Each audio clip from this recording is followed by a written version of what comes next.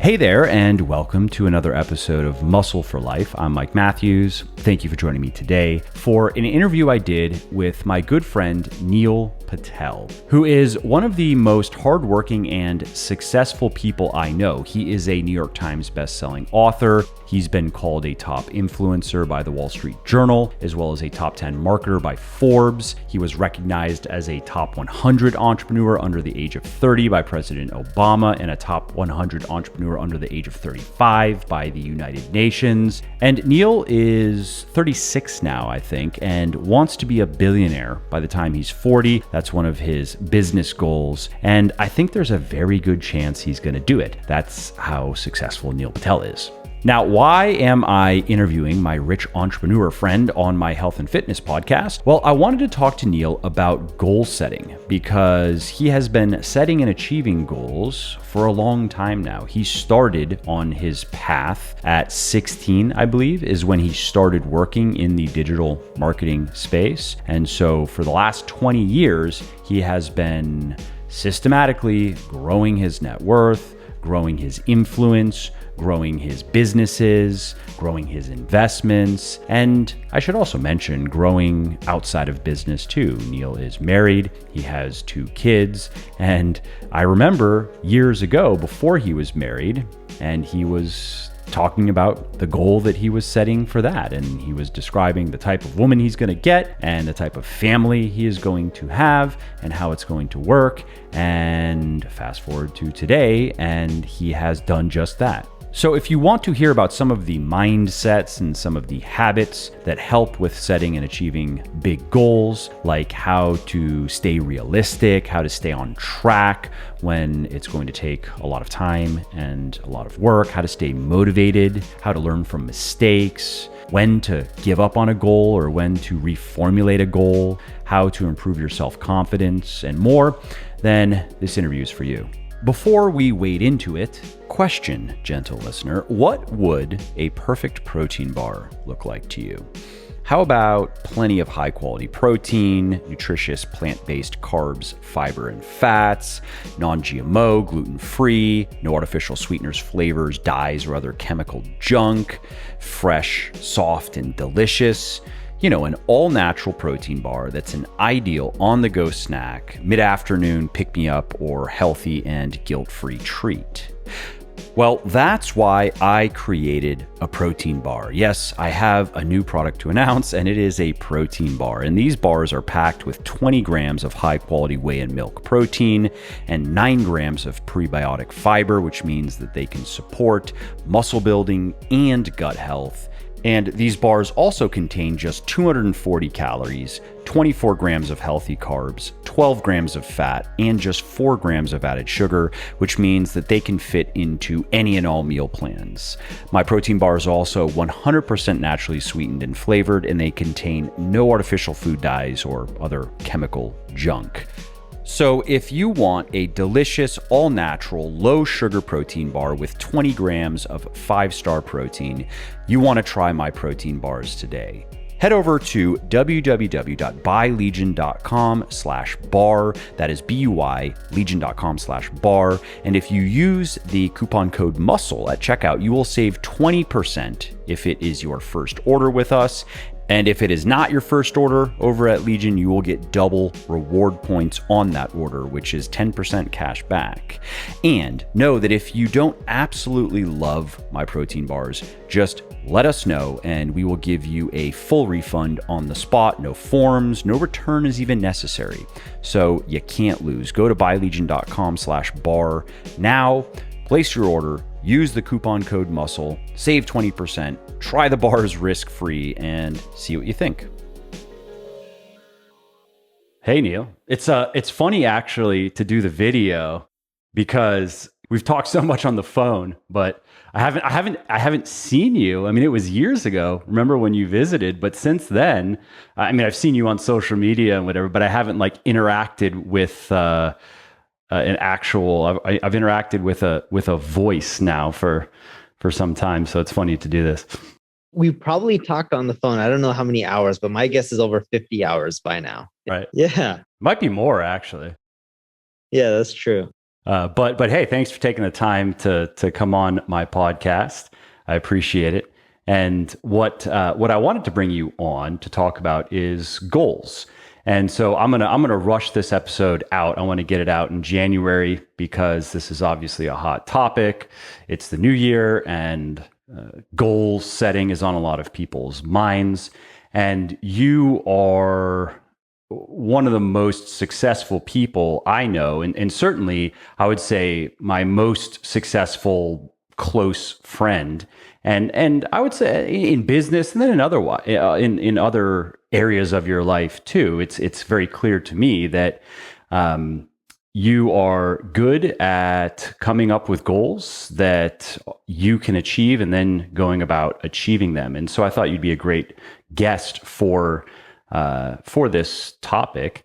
And so where I would start the conversation is, how do you go about coming up with goals, deciding on goals to pursue? So the way I look at goals is, obviously it all starts with whatever you want to achieve, whether it's losing weight, building more muscle, making more money. You got to figure out what you want to achieve. Once you figure out what area, and you can have goals in all aspects of life, personal, professional, it doesn't matter. Then you got to look at what's realistic. So for example, if I weighed 400 pounds, it would be unrealistic and unhealthy to say in the next 6 months, I'm going to lose 200 pounds, right? It's just unrealistic. You can maybe do some research online, see what's realistic, how much weight people lose on a regular basis. Or if you're in business, for me, I look at where are you at? What did I grow last year? And where do I want to grow this year? And what do I need to achieve to hit those? And do I actually think it's realistic? Or if I'm starting out in business or in my career, what is the trajectory of most people?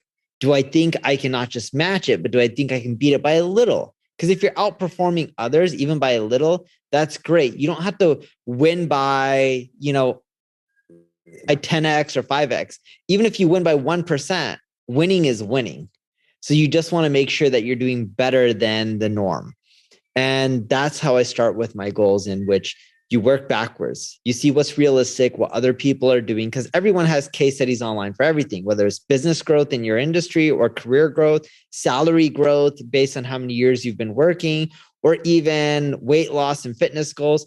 People have videos on YouTube of what they did all day long over 60 days, 90 days, 120 days. Even with your stuff, I've seen it all over Instagram on your stories. You always post before and after pictures, and a lot of it actually has transformations and how long it takes them. And it's like, oh, this is really cool. So it gives people a realistic idea of what they can do in a certain amount of time. Yeah, expectations are huge, certainly in fitness. Like you mentioned, a lot of people, they have the wrong expectations, often because they've seen misleading stuff on the internet. And so then they're already starting out with failure kind of baked into the cake, because they saw some misleading stuff on the internet, and then they thought that they could go from totally out of shape to jacked in 6 months. And then 6 months go by and they don't realize it, but they've actually done very well for 6 months, but they had the wrong expectations. And so then they're very disappointed. Now, what are your thoughts on, and I know I'm sure you've experienced this just over your career, because you have a lot of business successes under your belt, and I'm sure a lot of stuff that didn't quite go the way that you wanted it to go. What are your thoughts on? People will ask me about kind of like the Peter Thiel.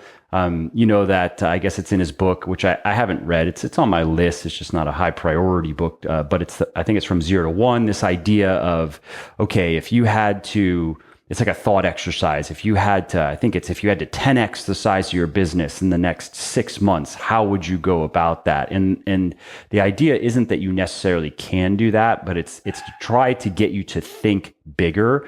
And there is some usefulness to that, but how do you distinguish between thinking big and just being delusional, like magical thinking? You know what I mean? Yeah, I know what you mean.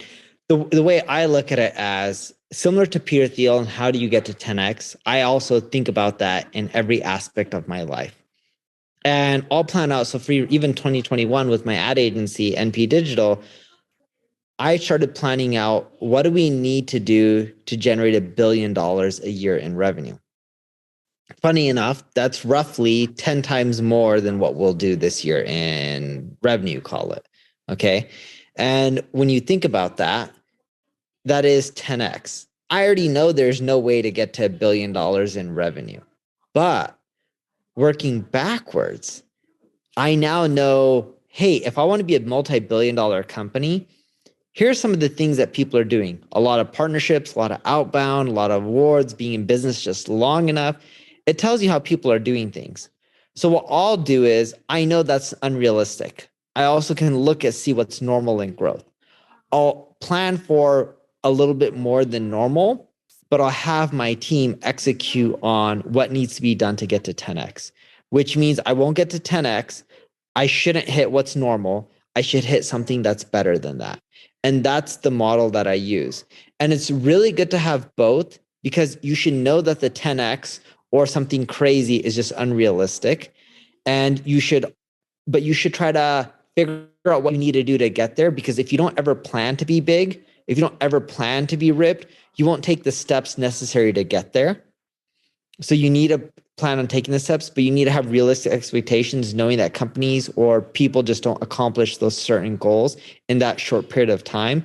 So you need to have realistic expectations, and you should try to aim to beat the realistic version. But to beat the realistic version, you need to have the crazy mentality and execute as if you're actually trying to optimize for something that's much larger. And what about excitement? Is that part of the process for you when you are deciding on the goal? Do you care about your emotional response to it, so to speak? Like, does it need to excite you, or do you not really care how you feel about it? You're going more with just the pragmatic approach. So I do care about how I feel about it. And the reason I say that is if you're not in love with what you're focusing on and what you're trying to achieve, you're not going to achieve it in most cases because you're not going to put in the time and effort. When you're really excited about a goal or objective, that means you're probably in love with it. You're passionate about it. So you'll put in the time and energy needed to actually achieve the goal. A great example of this. I always wanted to be more fit. If I could be more fit like you, that would be great. It doesn't excite me enough to put in the hours though. I'm not super passionate about being buff and ripped. I am excited about being healthy. And we've talked about this a lot over the years with you and I. I always work out, not every day, but close enough to it. You know, I'll do Tabata workouts or HIIT workouts. I'll do a lot of cardio. I eat super clean and healthy, organic food. I won't touch like fries or mayo or cheese or anything that's like unhealthy. And I know some of those things are debatable on if they're healthy or not. But I try not to eat too many fatty foods. You know, I just try to keep it clean, like have your vegetables and well-balanced diet. And every once in a while, I do eat unhealthy. You sent me a box of ice cream once. It was delicious. It was good, right? Yeah, it was good. I probably ate too much of it, but it was good. And every once in a while, that's fine. And funny enough, I am passionate about ice cream. But the point I was trying to make is if you're not passionate enough, you won't put in the time and energy. So you need to think about what you are passionate about, what you're emotional about, what you love, because that is what you're most likely going to achieve when it comes to a goal point of view. I may, if someone told me, hey, Neil, you know, you should hit 1 million Instagram followers. That would be so cool.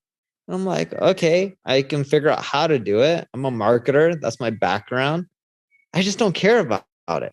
I rarely post personal pictures on social media. The only time I post personal pictures is when my team asks me to post personal pictures, or they ask one of my buddies and take the personal pictures from them, and then they just post it on my profile because I'm not too personal on social media. I get the concept of it. I just don't care for people to know my life.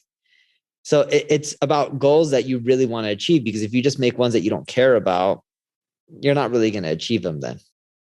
And what about motivation? What about staying motivated to continue working to hit those goals? Because for many people, it's easy to be excited in the beginning, in the honeymoon phase of working towards something, right? And oftentimes in business and fitness and basically everything, it's especially if you have a bigger goal, it usually turns out to be harder than you thought, right? It usually requires more time, more energy, more aggravation, blah, blah, blah. And so how have you been able to stay motivated just to keep doing what you need to do to get as far as you've gotten? Yeah. So the way I look at motivation is if you're passionate about something, you're much more likely going to be motivated. But even if you're passionate about something, you don't always have the motivation carrying you through, especially if you're trying to make a resolution for a whole year or a goal for a whole year. So what I like doing is two things. One, I think about all the things I need to do within that year to achieve that goal, assuming you're doing a goal based on a yearly basis.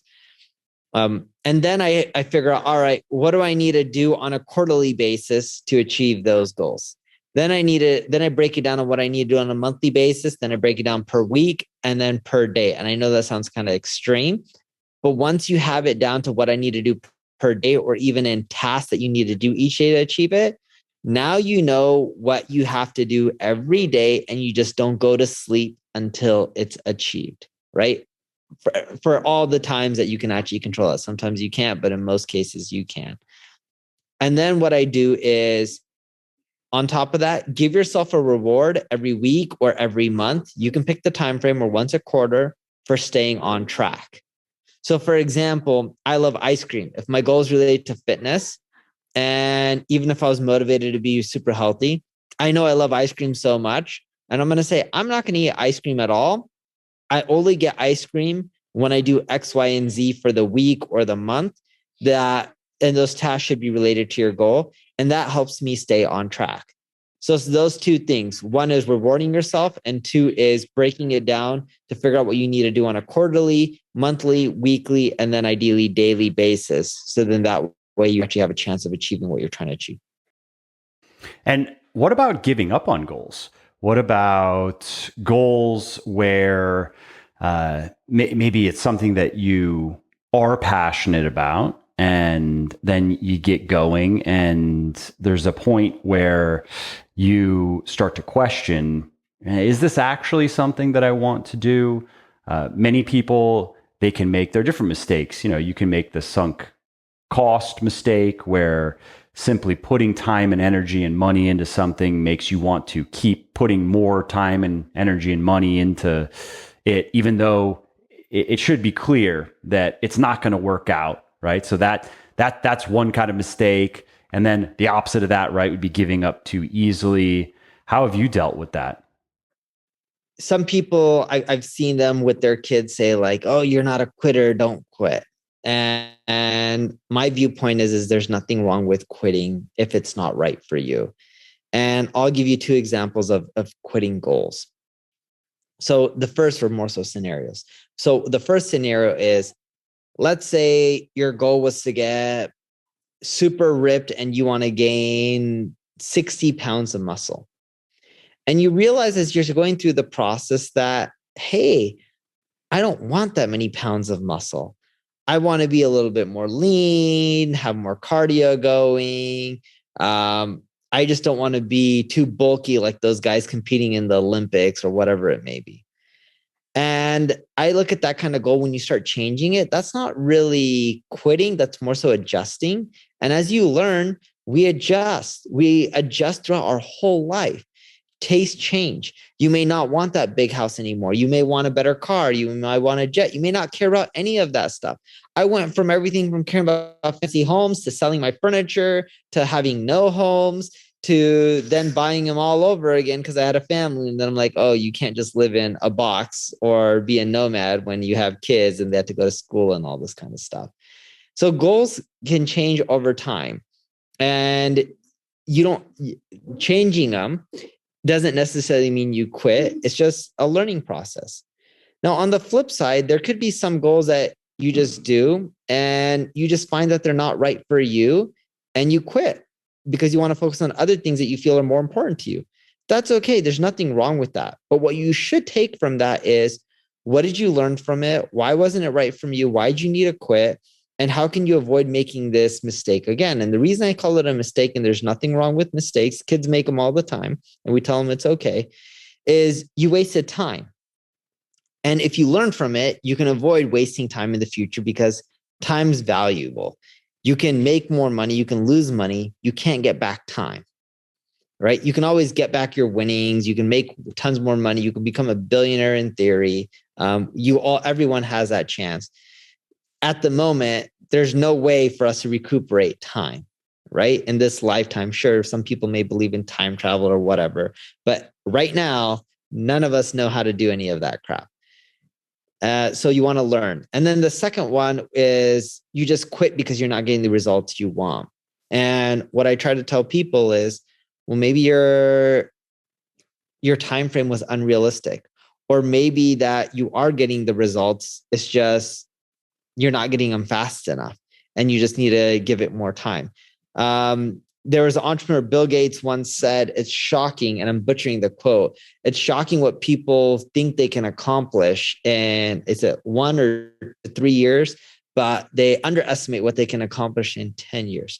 Now, it doesn't matter what you think about Bill Gates, whether you like him or you hate him, but the reality is I believe that is true. Most people I talk to have crazy aspirations for the first year, 2 years, 3 years, and they undershoot themselves for the next 10 years. They don't believe in themselves in the long run, and you need to switch it. Have realistic goals in the short run, have crazy goals in the long run, because you can achieve more than what you actually think you can. Have you ever dealt with any issues relating to confidence or self-belief? I mean, going back maybe to your earlier days when you were just starting out, when you might question what you're really capable of, and should you really have these big goals? Was that ever, did you ever have a phase like that? I did. For the first few years, I was losing money. I remember I was $1 million in debt. I was like, should I just go get a job? I don't think I can cut it as an entrepreneur. Everything I keep doing is not working out. My revenue goals are never being hit. My growth goals, my profitability goals, none of them were being hit. And yeah, you miss a year, you start lowering your expectations. You start missing 2, 3, 4, 5 years. And then you start doubting yourself. And what I learned throughout the process is it's normal. Life and goal setting is kind of like a roller coaster. You know, there's the ups and downs and scary moments and happy moments. And sometimes things go the way you want. A lot of times they don't. But what I learned from it, and this helped me achieve more of what I want and have less confidence issues, and I started actually becoming more confident, is I started looking at things from a perspective of, why didn't I hit all those goals that I was trying to achieve? What went wrong? And when you start thinking about consciously, start thinking about every time what went wrong, and more importantly, what you can learn from it and how you can avoid making that mistake again, you'll actually increase your chances of getting what you want. See, I'm no Elon Musk. I'm no Bill Gates. I'm not a Jeff Bezos. I'm not one of these smart people that went to Harvard or Princeton or whatever these schools are. I was just an average kid. What I did really well with, because I didn't always know the right moves, but I made so many wrong moves that eventually I learned from them, and I created the habit of avoiding to make the same mistake over and over again, which led me down a path of doing the right things unintentionally, right? Because over time, you're just going to knock off a lot of the stuff you shouldn't be doing, which leads you down the right path. And that's how I get to where I am today. And that's what's helped me build up a lot of my confidence. What are some of the bigger lessons you've learned over the years? Some of the bigger mistakes that you realized maybe afterward when you're looking back, saying, "All right, what went wrong here?" And I'm also curious, did that include looking at your maybe ideas, your plans, your assumptions, your beliefs, as well as what you did because of those things? Yeah. So I remember as an entrepreneur for many, many years, I believed that the best thing was SEO or paid advertising or advertising on Google or Facebook. I'm in the B2B industry. And I remember I had an investor named Mark Goines years and years ago with one of my previous companies that failed. And he said, all you need to do is make a list of all your potential customers that you want to go after. and start calling them. And I was like, okay, sounds good, whatever. I took it for granted. And I'm like, yeah, look at Google, they're a massive company, and Facebook, advertising on them, it's the way to go. He's like, all you need to do is pick a sector, create a list of all the companies that are ideal fit within that sector, and just start calling them and selling them. And over time, you'll learn how to sell them and what works and what doesn't. And fast forward 7, 8 years after he told me that, maybe 10 years. And if I look at today, I do what he was telling me. And that drives a lot of the revenue. My misconceptions of who is rich, what is rich, how to grow businesses, how to get fit, a lot of these things have changed over time. And what I've learned is you need to have an open mind, because there's many ways to do things, and maybe your way isn't always the best way. But people historically have done really well, and they've accomplished goals in almost every single industry, not for the last 1 or 2 years, not even 5 or 10 years, but literally for decades and decades. So how can you just go and learn from others? Elon Musk says it best. What he loves doing is he loves listening to the books on tape or reading books of other people that he admires over the years. And he reads their biography and learns from their mistakes, which is even better than learning from your own mistakes, right? If you can learn from other people's mistakes and avoid making them, because a lot of the principles and concepts have been really similar over time. I wish that there were more books. I mean, I guess I'm thinking specifically related to business, but it'd be interesting just in general if it were more common to have books that talk about case studies that are catastrophic failures and what went wrong, as opposed to only focusing on the unicorns, like in business, and what brilliant moves they made, because you can certainly learn things from the positive case studies. But let's not forget, right, in business, for every successful business, there are many, many, many more unsuccessful businesses that were direct competitors. So it's almost like a survivorship bias issue, where we're only getting to see those planes that, the famous World War II story, the planes that were making it back, and we're only getting to see those ones and where they got shot up, but we're not getting to see all the planes that crashed and burned. And it would be helpful, I think, to be able to go over that information as well, whether it's in business or even in fitness. If it could be helpful for someone who's struggling, they could read a book like mine and they could learn kind of, here are the common denominators among fit people. Here's how they eat. Here's how they exercise. Here's the science. But it might also be interesting for them to hear about, here are the commonalities among all the people out there who try to get fit and fail. Here are some common mistakes that they make. And so, I've thought about that if I had a clone, maybe it'd be fun to create more content along those lines. No, it would. And I'm with you on that. And people just don't want to talk about their failures, and they think it's a bad thing. And I don't really look at it as a bad thing. Are you a Top Gun fan? Did you like the first movie? I mean, I like the first movie. Yeah, sure. Yeah. So I don't know how good the second one will be. But I remember in the first movie, at the beginning, when he went to the flight school, they were talking about, I think it was during one of the wars, their average kill ratio with one of the jets was really terrible. And then after Top Gun in the Vietnam War or something, it got back and it started becoming better. Whether it's real or not, the point of the matter is, just like the World War II example that you gave, is most of these people, not just businesses, but most of these people have improved because they learn from failures. People don't just naturally get better. Some do, but the majority of people get better because they learn from their mistakes. And it's something that people don't want to talk about, but it's the reality of it. Elon Musk didn't get into space by just being like, hey, I'm going to shoot some rockets into space and it's going to work. He tried that. He failed a few times and eventually he got there. But he only got there because he learned from the failures. If he didn't, he just kept doing the same thing over and over again, there would be no SpaceX. I mean, remember, he was on, speaking of biography, is the Ashley Vance, I believe the name is. I might be getting that name wrong. Ashley something. I think it's Vance. Biography of Musk was fun. But he had enough money for one more rocket launch. I think he had already failed 3, and they cost like $30 million per launch or something. And this was his 4th. And if this one failed, that's it. He had no more money. This was his last $30 million, basically. And then Tesla was behind in developing their first car, and that was a big problem as well. They talk about in the book, it was kind of a dark period for him. And there was a guy, what's his name? Andy Beal. I think he's a banker, and he was also like a professional poker player, very smart guy. He might have went to MIT or something, made a lot of money, tried to do what Elon has done, burned through a couple $100 million.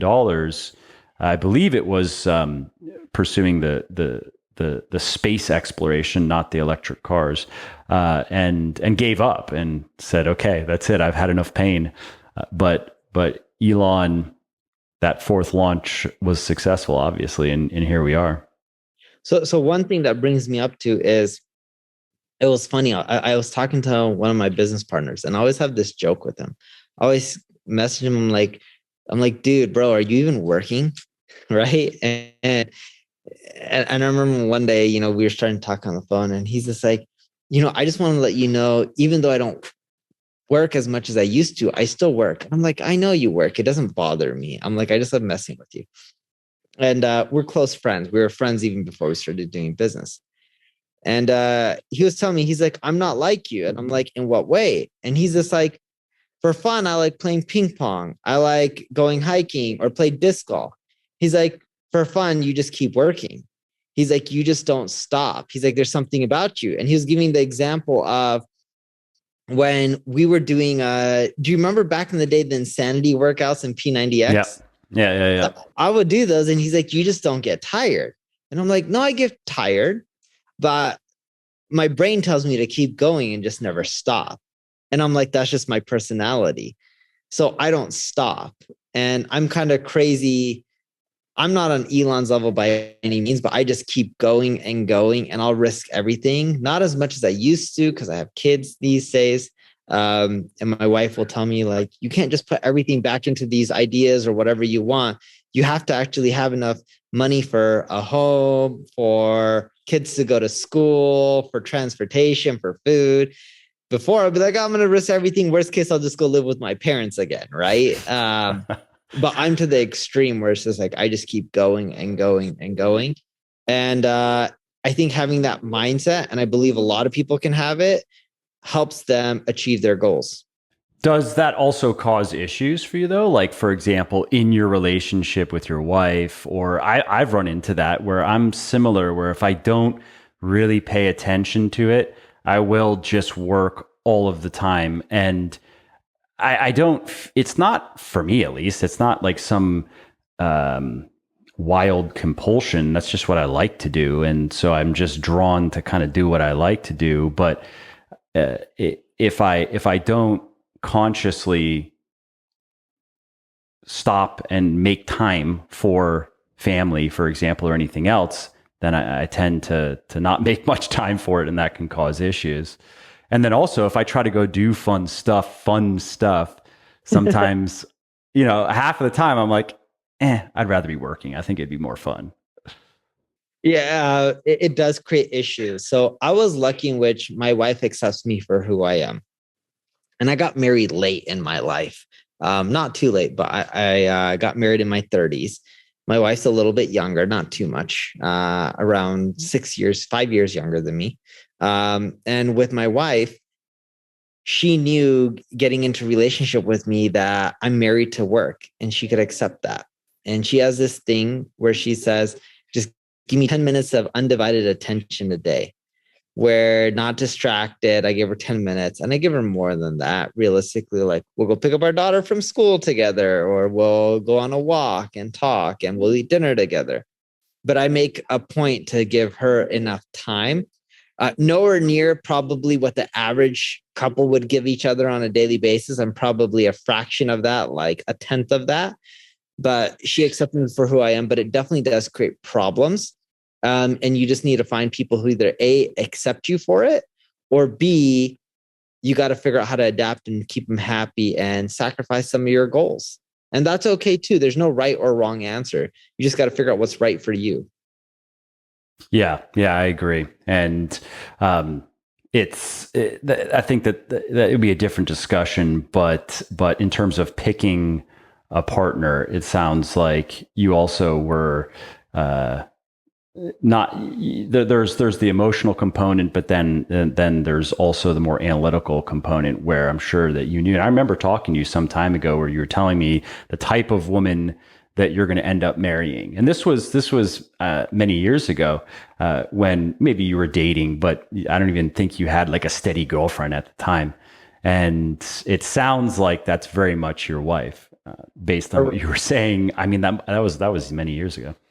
That's right. I had like this list. I was like, I don't want someone who works as much. I want their schedule to revolve around me. I know that's selfish. But I had all these like lists of requirements. And they weren't requirements like I want them to look a certain way.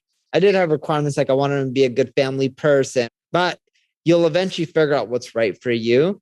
I've also learned that when you're younger, it's easier to adapt. When you're older, it's really hard to adapt. You get set in your place. Yeah, that's true. If you like what I'm doing here on the podcast and elsewhere, definitely check out my sports nutrition company, Legion, which, thanks to the support of many people like you, is the leading brand of all natural sports supplements in the world. You had mentioned earlier about making mistakes, and it's okay to make mistakes, and failures, it's okay to fail, and learning from mistakes.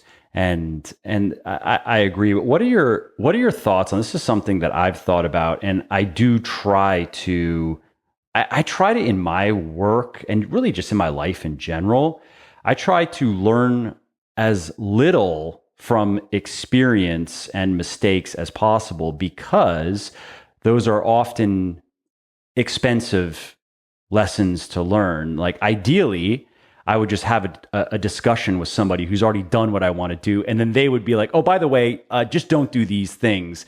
And I maybe would have done those things. And I'm like, well, okay, cool. That's great. Or I'll read a book, read a biography. I really like biography as well, and learn that way. It's so much less painful and expensive to learn that way. Now, of course, mistakes are inevitable, but what are your thoughts on that?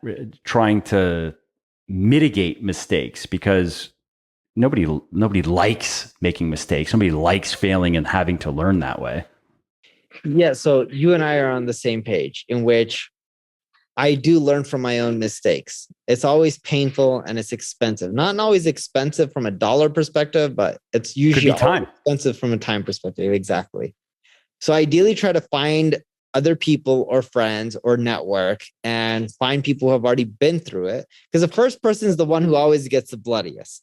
So then you want to try to learn from the first person and the second person and the third person. So you just avoid as much blood as possible. It doesn't mean you're not going to get your hands bloody. You just be a lot less bloody. And then if you can't do that, go research online case studies or read books or watch YouTube videos. And I kid you not, you can literally find people breaking down lessons on almost anything online. And it may not always be the answer you want to hear, or it may not always be the right answer, but it'll give you a good sense of some pitfalls to potentially avoid. And that point of it might not be what you want to hear, isn't it? It's tough, right? Because at least for me, a lot of the most expensive mistakes, and not necessarily financial costs, but let's just say life in general, the most expensive mistakes that I've made and the things that I've learned were mistakes that other people clearly saw and told me, hey, you should not do that, or here's what you should do instead of what you're doing. And it's just not what I wanted to hear.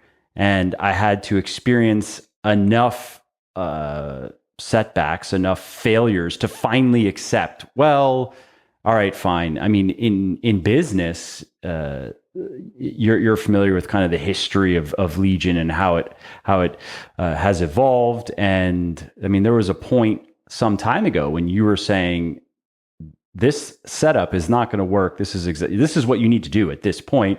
And it's just not what I wanted to hear at the time. And, not that I regret anything, but if I would have listened to you, then Legion would be a lot further along than it is. Ironically, another guy. I'd say he's more of an acquaintance, a very nice guy, but I'm not as close with him as I am with you. Billionaire guy, very smart, Harvard, Yale, blah blah blah. He had said the exact same thing, and he wasn't even as in tune with the business as you were. But again, it was more. I was starting to accept it, but it was not quite what I wanted to hear yet.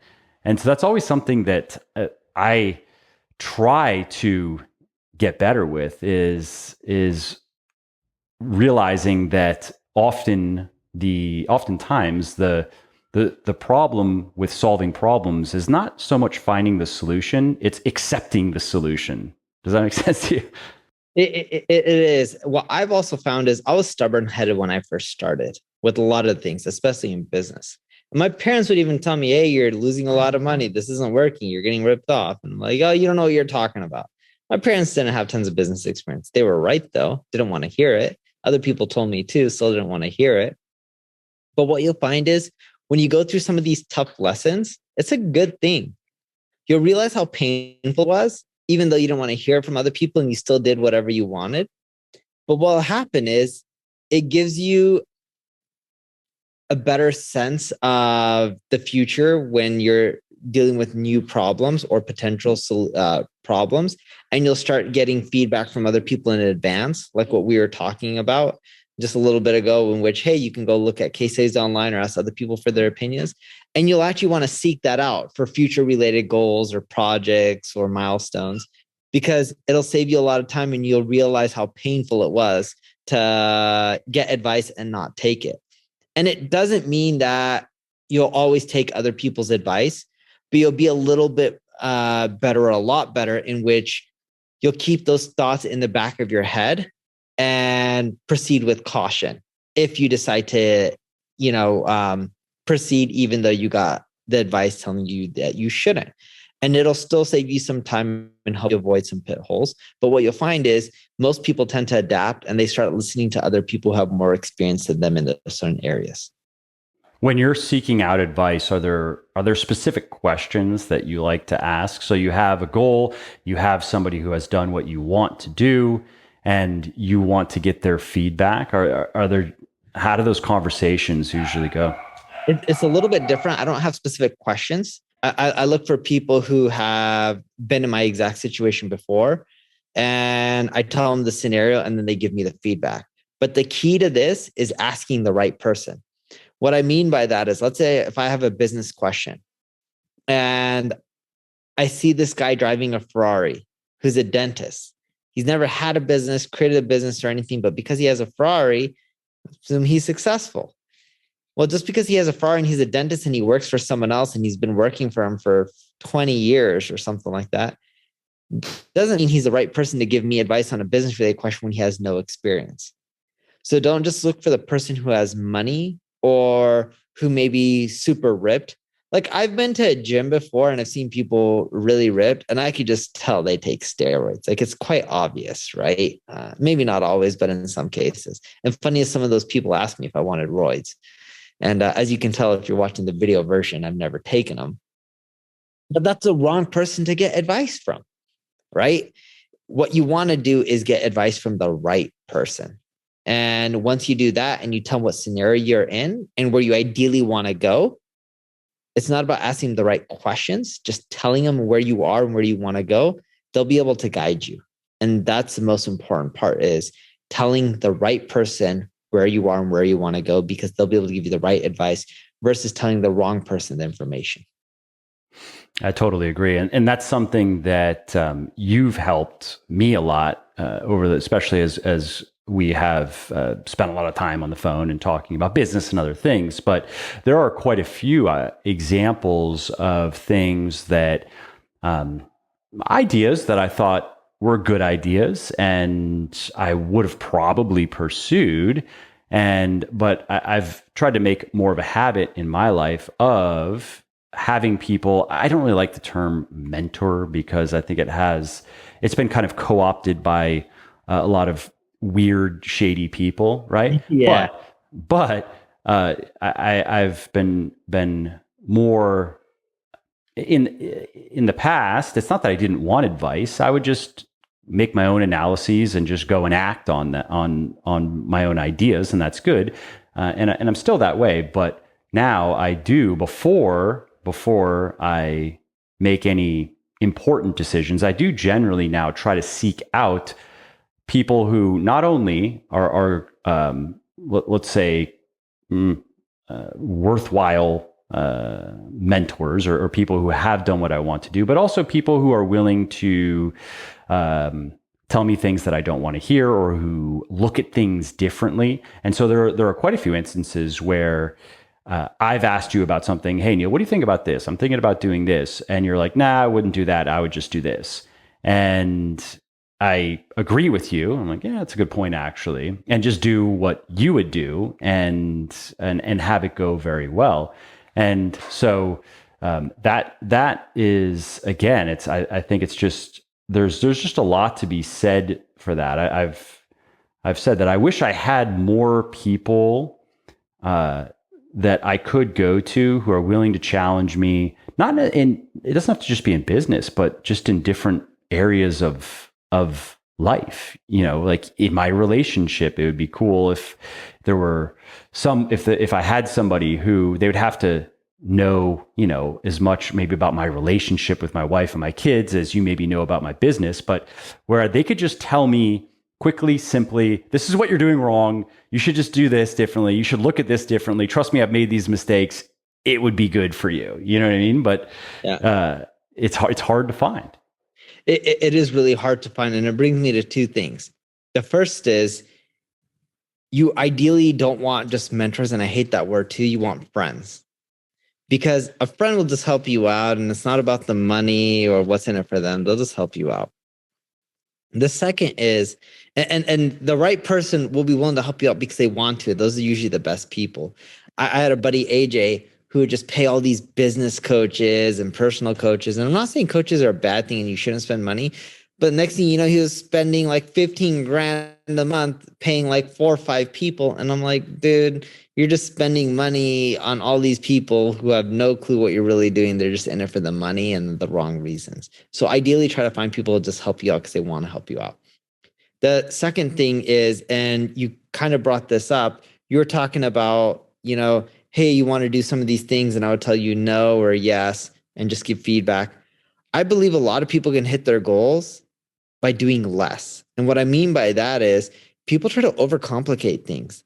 They try to do too many things at once or try to do too many things to try to achieve their goals.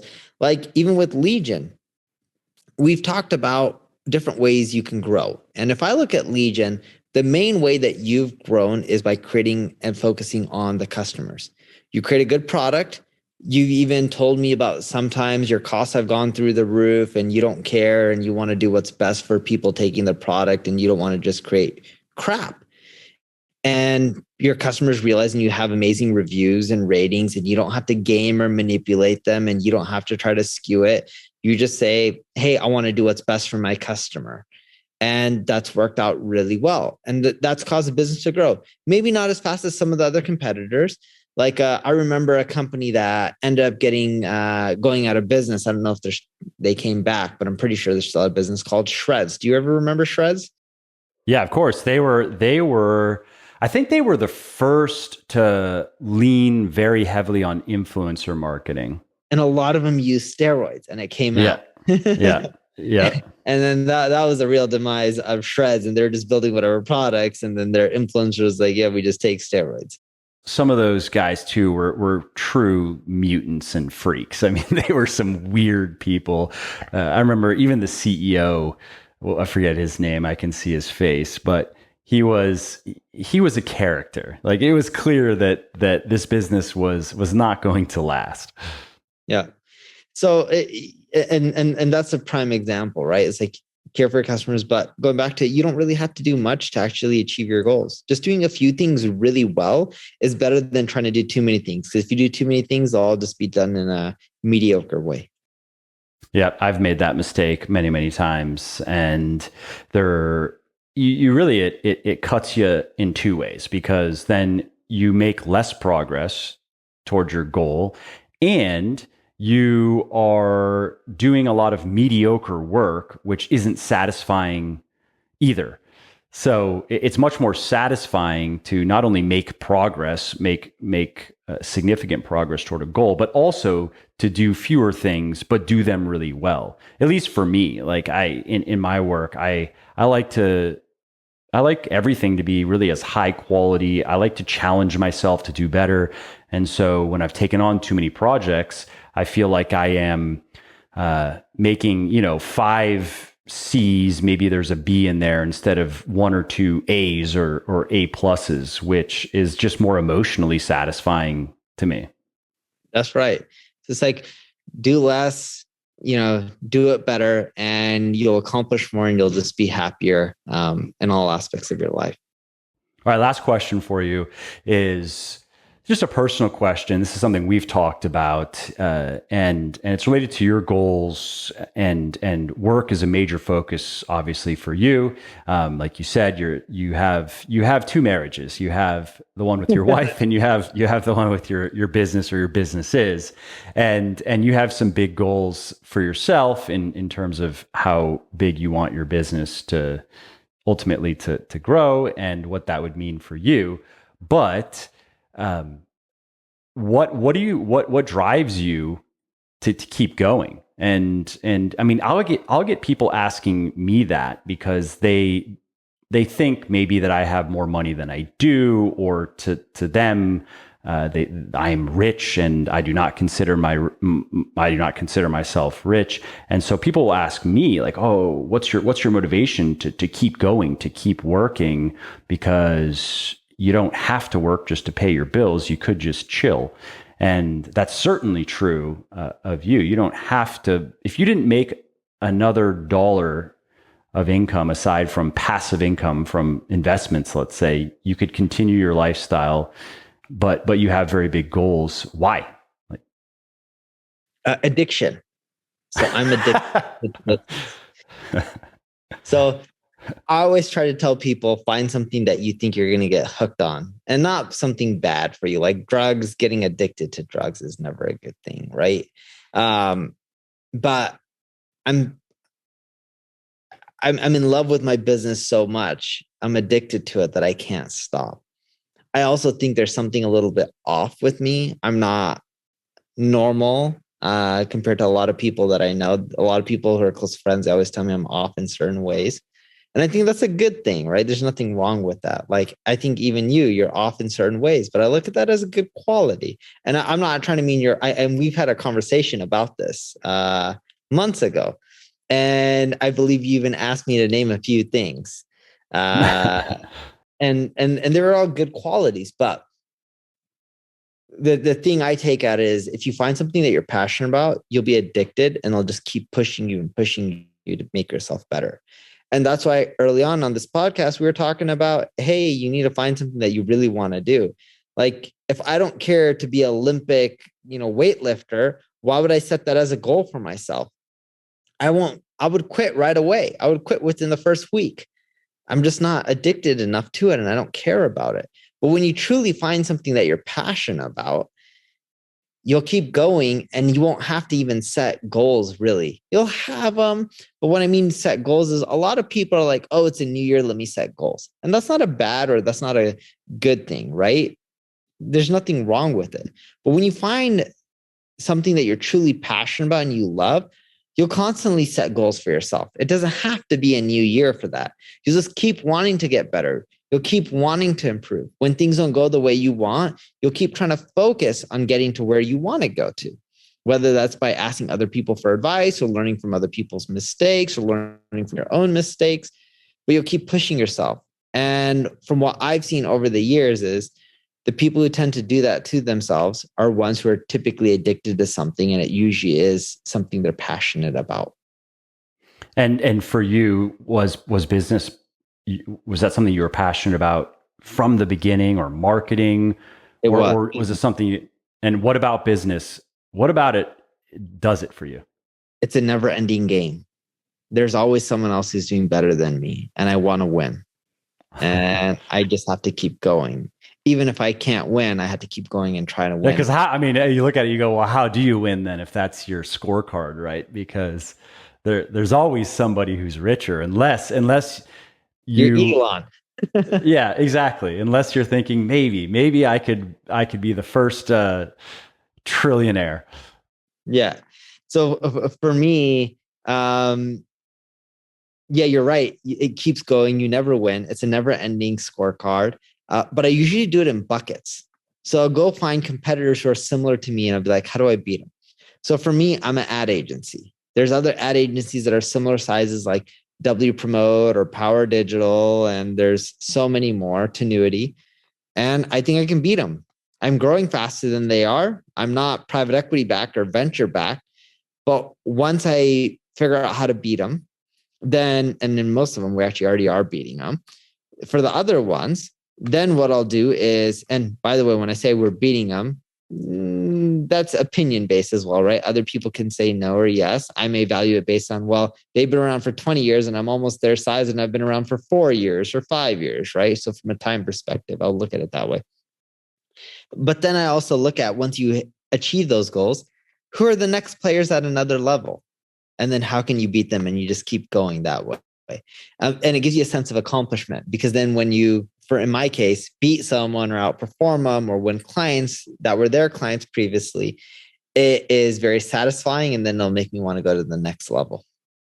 So, and you know, it's funny because in the fitness space, at least, a lot of people will say, well, don't compare yourself to anybody else, only compete with yourself. It's a cliche basically in the fitness space. And there is some utility, I think, in that message, because in fitness, if you're just scrolling around on Instagram, for example, there if you get too wrapped up in comparing yourself to somebody else, it can ruin motivation, because there's always somebody who's fitter, and there's always somebody who simply looks better and who can perform better. But similarly, if we're talking about business, there's always a bigger business. If we're talking about income or wealth, there's always somebody who's richer. So maybe it just depends on how you respond to it. Because with you, it's clear that when you look at somebody in business doing better than you, that motivates you to work harder. It sounds like if you were to not do that, if you were to not compare and not try to compete with anyone but yourself, just try to make your business a little bit better every day, it sounds like you would be less motivated to Correct. keep working. I would want to quit, or just not quit, but I would want to do something else. Maybe, or maybe coast, or just get complacent. Yeah. And So, and that's why I like comparing. I agree with you. Like when you look at it from a fitness angle, yeah, you want to improve yourself because there's benefits to it if you improve, even if you're not better than someone else. But I'm a big believer, competition's competition. You're always competing with someone, and there's always a winner and a loser. And second place is a loss to me. It's not a win. You were the first one to lose. yeah. I I get it. And what about, have you ever derived motivation from maybe people who they put you down in the past, or they didn't believe in you, or they expressed doubt? I know for some people that's also a motivating factor, haters, so to speak, Yeah. and trying to prove them wrong. Like, this person said I couldn't do it, and here I am. That used to motivate me, but over time, that stopped motivating me. And I haven't had too many haters in my life. Others will see it as well as they progress throughout their careers or their personal lives. What you'll find is if you're not eventually doing something because you want to do it, it's not going to work. Doing something because someone else wanted you to, is or simply a chip on your shoulder. Yeah, I'm going to prove everyone wrong. Yeah, and like just because other people thought you couldn't do it, like that's only motivating for so long. You need to be motivated because you want to be motivated and you're passionate about it.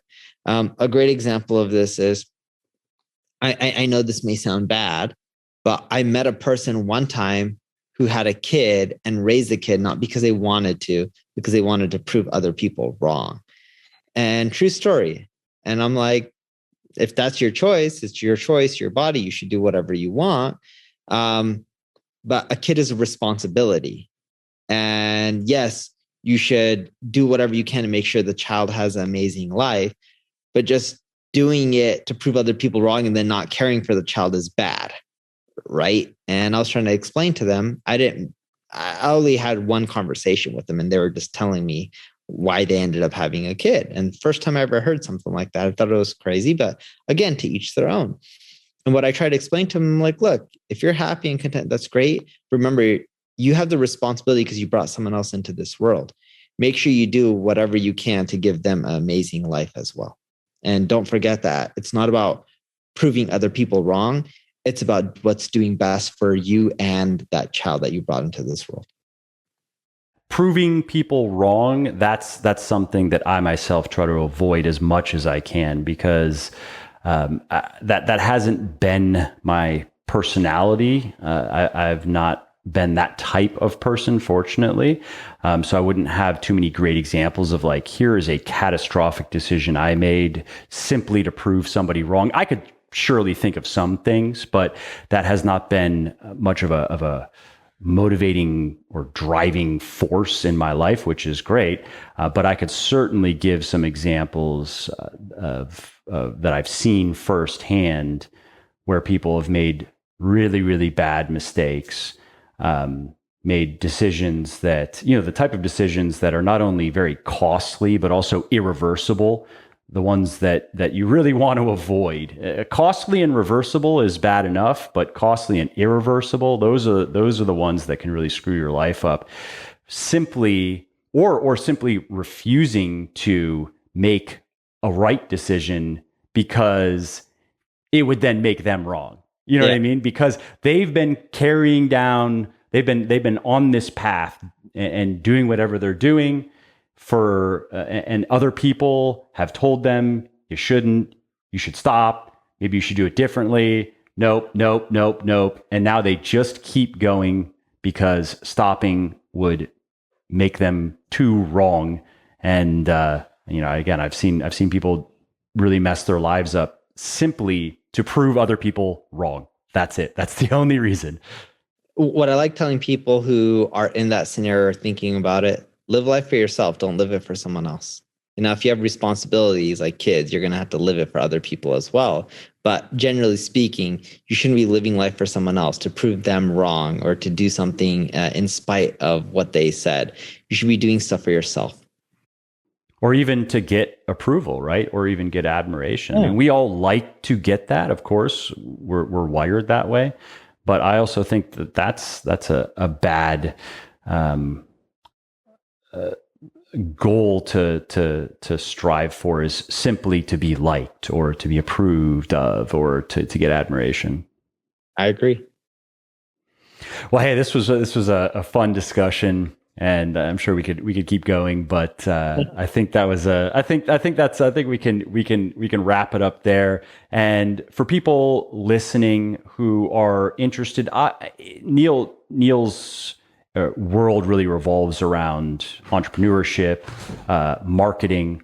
And so if anybody listening, I don't think that you produce much content like we've done here, right? This is not the normal podcast that you would record. But for people listening who want to learn more about how to build a business, how to become a good marketer, SEO in particular, that's obviously been your bread and butter for a long time. Where should people go? What should they check out of yours? NeilPatel.com. Easiest place to go. Easy.